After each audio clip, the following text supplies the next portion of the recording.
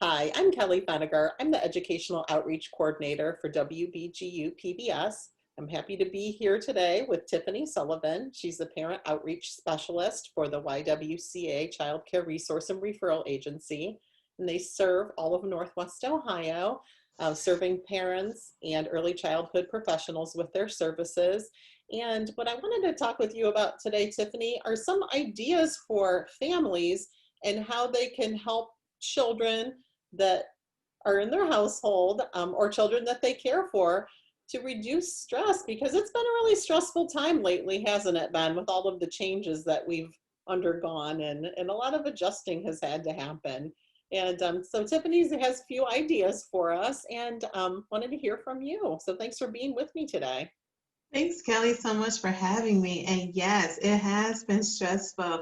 And then to add on, the holidays are approaching and it looks different than it did last year. And families may be struggling with what can I do with my kiddos, or I want to be around family, but I don't want to get sick. And all of those fears are coming into play as well. So I'm going to talk just a little bit about some simple things that you can do, especially if you have younger kids in the home, different things that we can do to help reduce that stress a little bit. So one of the first things, especially if you're cooking around this time of year, is trying to keep kiddos busy. So a few things that you can do is make sure that you're prepared, because we know that the unexpected is expected to happen. And we also know that when we're busy, that's when our little ones are going to want our attention the most.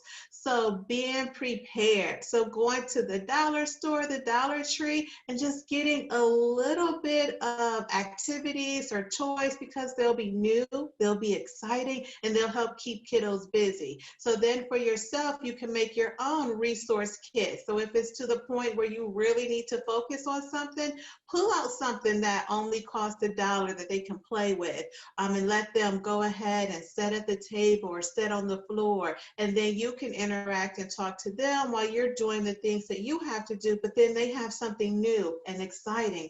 Also, using everyday materials that you have in the home. One of the things that I love the most is putting a sheet down on the floor. It could be a white sheet, an old sheet that you're not going to use anymore, and then get some markers out and let them color on the sheet while you're Wow. busy doing what you have to do. Then they can be right there on the floor, but they're going to be doing something different, something new, something exciting for them, and now you're able to get done what you need to get done too. The other thing is we have to be realistic.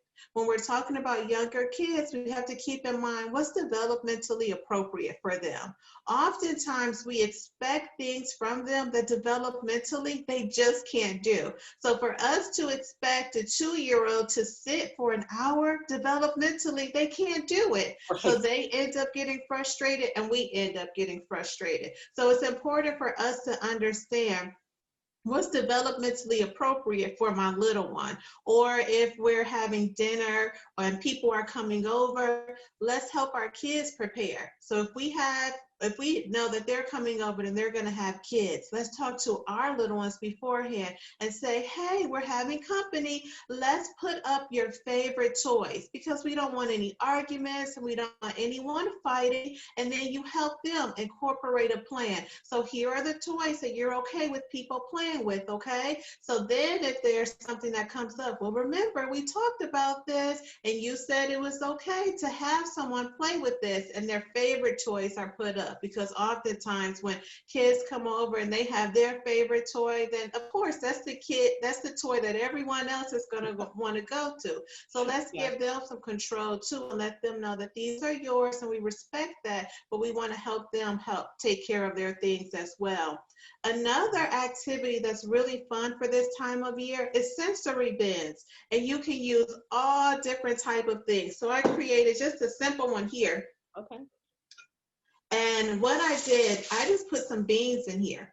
And then if we want to incorporate something with learning, we have T for turkey. Okay. And then what I did is in the bin, I hid some different pictures.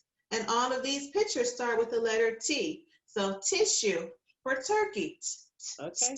And kids can play with that. And then make sure you add a cup, a spoon for scooping, for stirring. And now they're having fun, especially if you're cooking, then they can pretend that they're cooking right along with you, but they're also learning literacy as well as speech, activities and skills as well. So you can make a sensory bin out of anything. I also like using popcorn kernels. You can pull in some leaves, some acorns from outside, and kids have so much fun with that, especially as it's starting to get cooler and they can't get outside as much. And then parents and caregivers, it's okay. It's okay.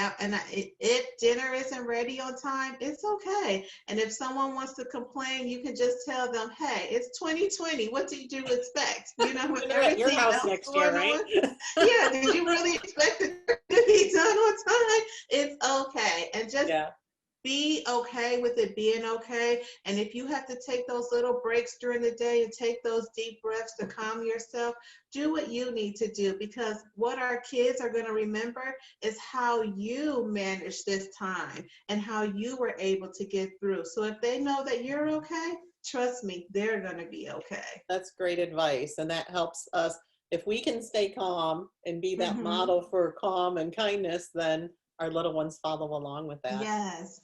Great ideas. Thank you for sharing those. I love the idea of the sheet. I was just organizing my closets the other day because I haven't been going to a lot of places with you know, the pandemic going on. And I was thinking, like, what am I going to do with all of these sheets? And I have an 8-year-old, and he would love to decorate a sheet, and maybe that could be part of a fort in the living room, you know, over Yes. some kitchen chairs or something. And Mm-hmm. so thank you for that idea. I'm definitely going to try that Yes. one out. I Yes. appreciate Certainly. that.